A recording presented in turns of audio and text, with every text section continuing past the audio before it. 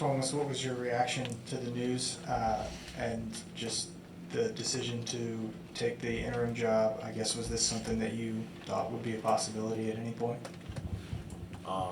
It was a huge surprise, obviously, hearing yesterday. First came the news about Coach Jenkins, and then later on I was asked to take on the interim position, and I accepted that, but at no point was it did I feel like this was coming. So it was a big surprise, and you can imagine that the last 24 hours has been quite a scramble here, trying to get myself and everybody organized. Tuomas, with the offense in particular, how much of what we've seen this season are some things that you would consider your core principles? And then, the big thing is there's 9 games left in the regular season. How are you planning to use this time, whether it's to kind of reinvent this thing completely or just kind of sprinkle in? Like, how do you plan on using this time to kind of, insert some of the things that you want to be done? Yeah, there have been a lot of elements in the offense that I think I've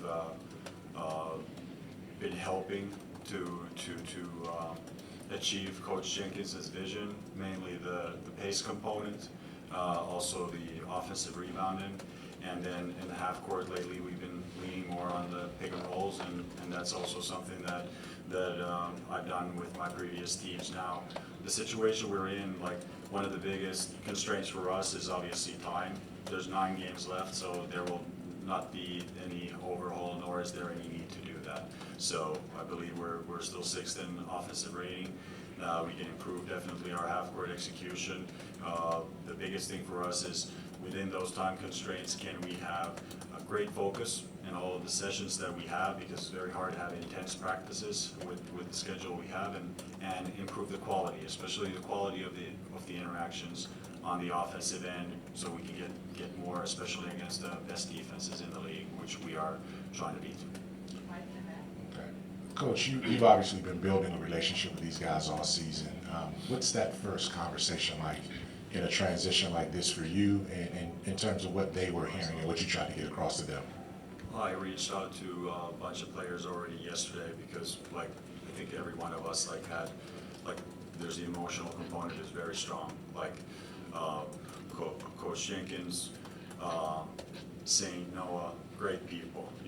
Not only very important pieces to the organization, but also very good people. People who have been, for some of these guys, some of our players, like only coaches during their professional careers. So it's obviously the first thing to discuss is just the emotions and getting over that. And the second part, it's like there's a lot of you guys also here. There's clearly like noise now around the team, and that's something that can also be a destabilizing factor for the whole team. And we just talked about it, like, control the controllables.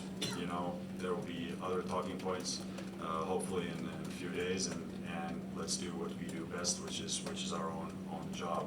And then we talked about also the time constraints, what we want to do, that how we want to approach it day by day. Okay, one practice at a time. We had about 35-40 minute shoot around this morning.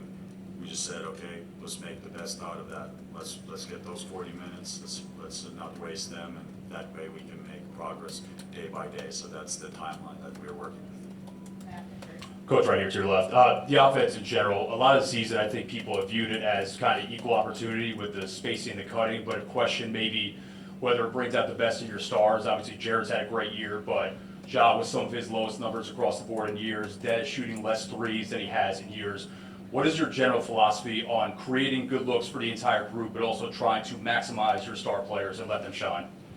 Yeah, well, I consider myself very pragmatic in the way that whatever gets us the best net rating is the goal, and that must also stand the test of the best teams. So it's not only against the bottom 10 or middle of the pack teams, and I've always thought that yes, you need a strong team identity and you need strong team reactions, but you also need to highlight the key features or the best features of each of your guys, not just Ja, Des, Jaren, but also the rest of the roster.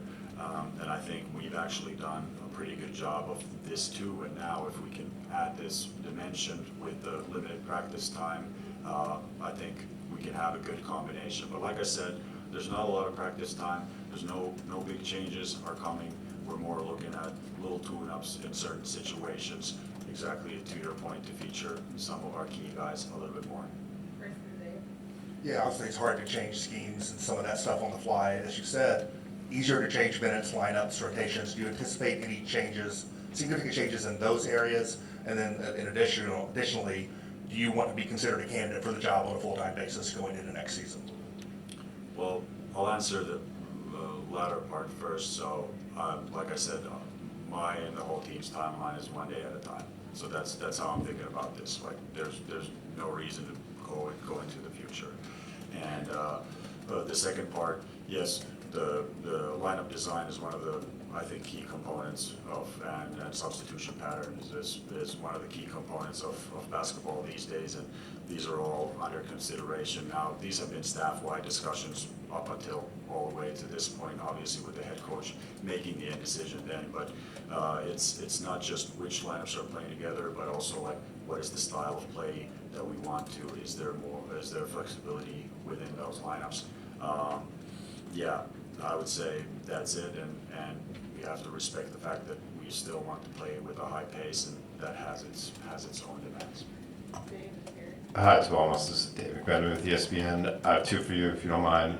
First, we were here about 4 months ago before the Grizzlies played the Lakers. You were bumped up to interim for the night. How prepared are you for this job now compared to, say, 4 or 5 months ago when you coached that game?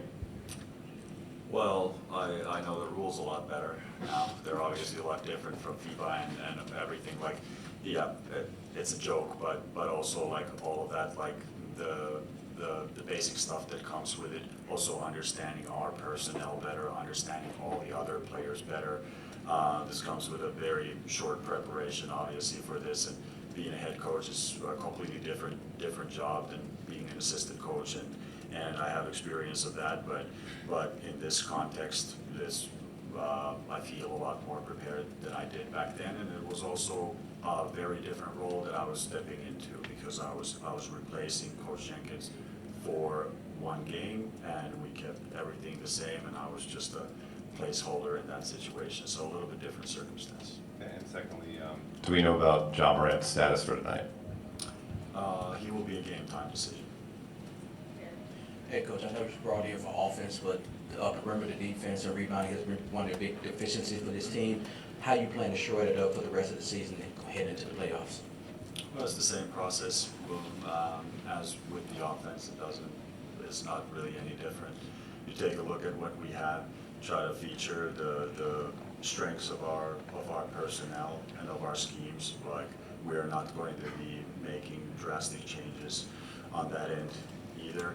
But it's those little, like, can we use every practice session we have to bring about a little bit more quality in the things. Like, I know it's a boring answer, but it's like we got to sprint back, we got to contain the ball one-on-one, we got to have very good two-on-two coverage defense in the pick and roll, and then our helps and our rotations got to be on point, and we got to finish the possession with a rebound. So those are universal things no matter what scheme you do, and there's a lot of different schemes that are successful. I like the one we have, and we're going to use each game for the preparation also to introduce maybe small tweaks here and there that we might feel are good, but overall, like, it comes more to the execution than the actual scheme. Tonight is obviously a really significant game in addition to everything that's going on. How have you kind of balanced everything over the last 24-ish hours with how you want to be a coach and then also preparing specifically for this game? Oh, I think we've done a pretty good job. Like, obviously with the turnover in the staff, 3 people leaving. Like, the first thing was making sure all the remaining staff members are on the same page and that we are presenting to the team the same message, and we went through that. And then in the morning, we started our preparation for Los Angeles while emphasizing our own conceptual stuff. So it's pretty straightforward, like I said, 35, 40 minutes, and also then the video component that takes in. But really, if you think about like preparation and coaching, there's just two things. There's your own concepts, whether they're offensive or defensive, and they should be present every day, every game, every practice. And then there's the context of the other opponent, and you kind of marry those two, and that's the process. You do that in every event you have. Thank you very much.